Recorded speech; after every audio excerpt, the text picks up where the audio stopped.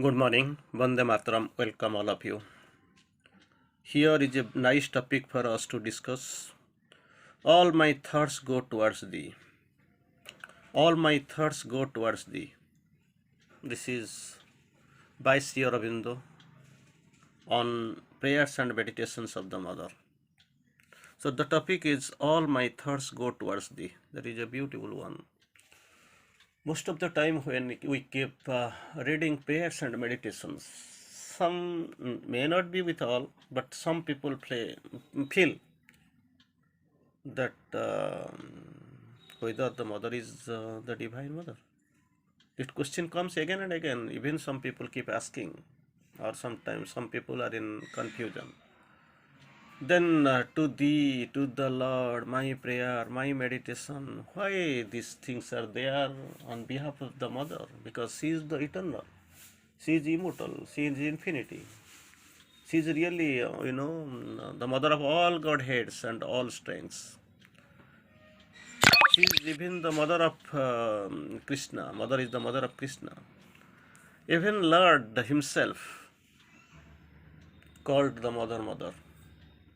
And how these things are there to thee, to my Lord, my respect, my adoration, my aspiration, only towards thee, my thoughts towards thee. Then how can we see the mother and her workings and which Lord really she is praying? Very answer is very simple. Very simple in the sense you can remember here. This is a nice thing you can do here. Mother really the divine, supreme, consciousness and force of the supreme. There is no doubt of it. Mother is the consciousness and force of the divine, the consciousness and force of the supreme.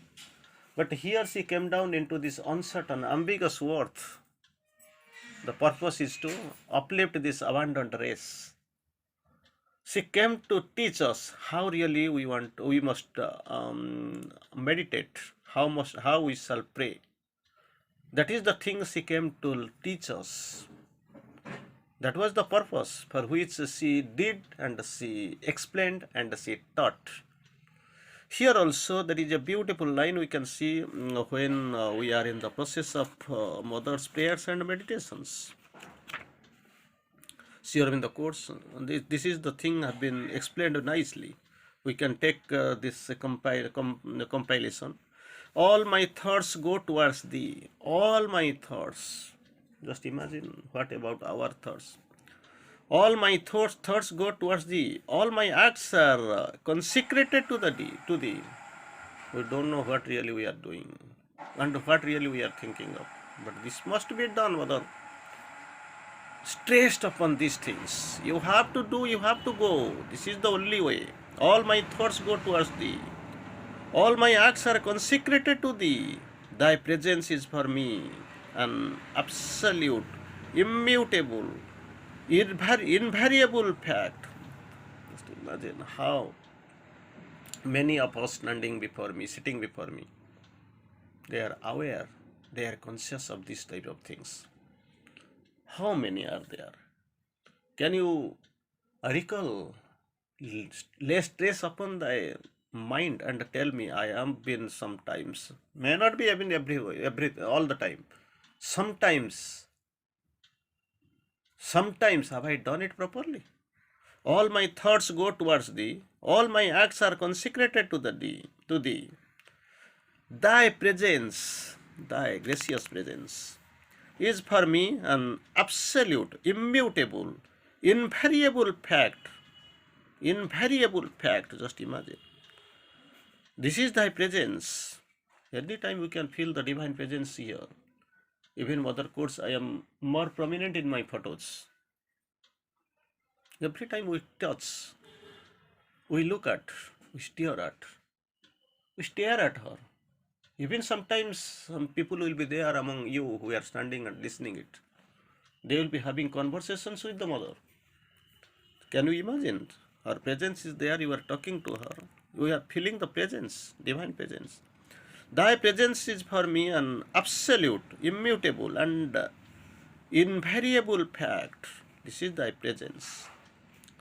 And later thy peace dwells constantly in my heart. But we don't get where really this peace. Peace in my heart. You have to go deep inside the heart. There itself the stall is there. Peace is being distributed. Peace is the presence of peace you can find. You can purchase or you can feel. But I am not interested to go there. I don't have any interest to explore this no, untrodden path. I don't want to go there. Thy peace dwells constantly in my heart. Dwells constantly in my heart. Yet I know that this state of union is poor. Even I know. Even I know thy presence for me is absolute, immutable, invariable fact. Thy peace dwells within my heart, I know. Still there is something, some lacuna is there, some pitfall is there. I know that state of union is poor and precarious compared to that which will become possible for me to realize tomorrow. Today, whatever my realization come, whatever I feel, that is feeble. And tomorrow it will be still clearer, still greater, still profounder, still splendorous. And I am as yet far,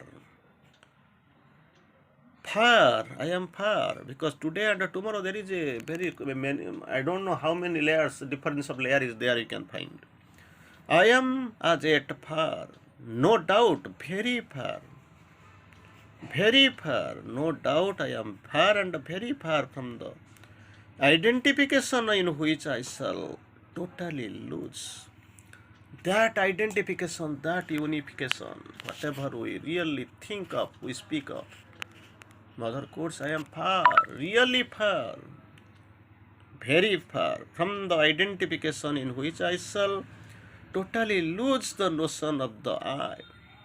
How can you know that you are far? Because I is there in me. Maybe that presence is very much feeble because she is the, divine. But the thing is very clear. You have to remember and you have to regard. That presence of I yet to be eliminated.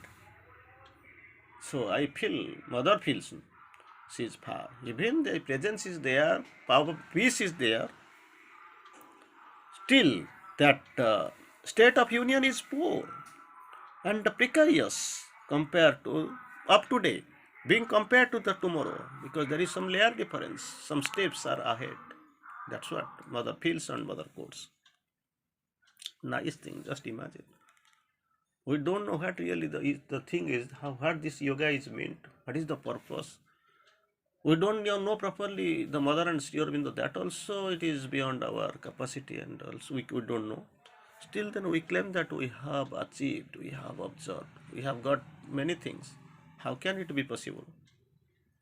Just you have to be very to the point, calm, being updated. Just imagination and all that never helps. Then then we can go on this prayer and meditation. The second step we are going for. Our artificial and exterior way of seeing. Artificial, normally how we see? Simply we see, oh, this is that. Pass a comment. This is what very external and superficial way. Outside, externally, outwardly we see and we pass comments. And we observe, we take the conclusion, draw the conclusion. It is not the right thing. Our artificial and exterior way of seeing and understanding, not only seeing and understanding.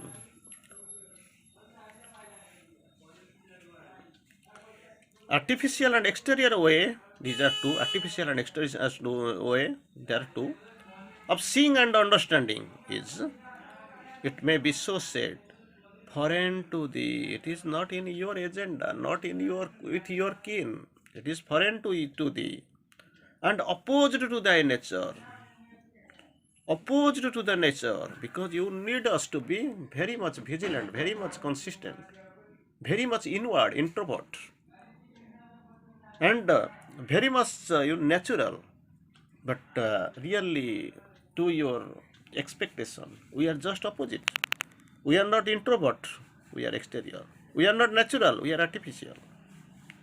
Seeing and understanding, but understanding, our seeing and understanding, that is artificial and exterior.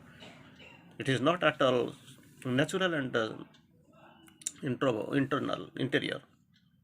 These are not in your agenda. It is not expectation. You don't expect us this sort of things, attitudes from us.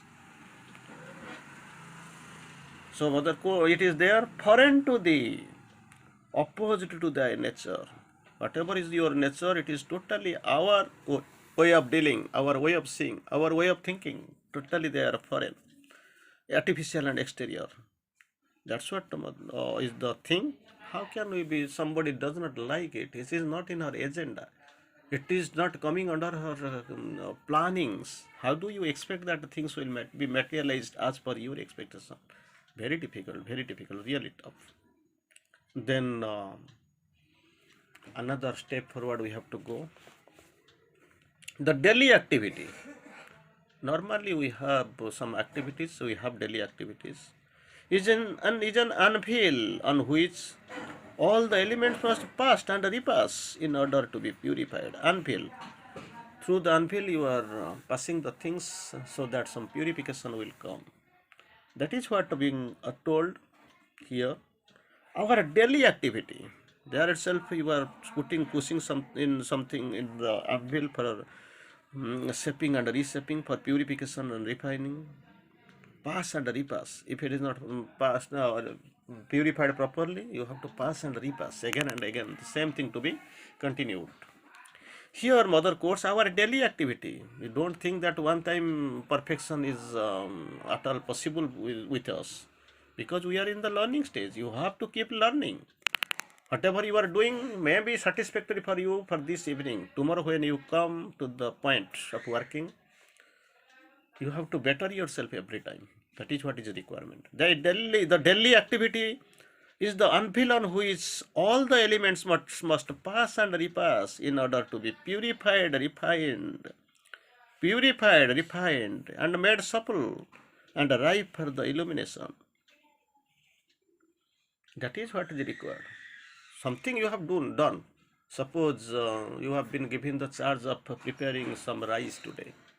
Something you did today, and hardly it was you achieved it also to some extent.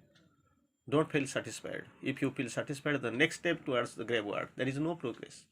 Try to better every day, every moment. Even if you have the experience of preparing rice for 50 years, does not matter, it is not sufficient. Still you have to learn, still you have to go. Every time this situation and scenario is changing. So it has to be passed and repassed through the anvil for this purification, for this perfection. Like this, our activity, daily activity, is passed through the anvil, anvil on which all elements must pass and repass in order to be purified, refined, made supple, and ripe for the illumination, which contemplation gives to them. That is what to be required, must be known. Therefore, our pride and satisfaction with oneself is the worst of all obstacles. Worst of all obstacles. Don't get satisfied. And this pride must not be there. If it is there, naturally you are under the influence of this ego, and that is natural obstacle before you. Thank you for now. Vande Mataram.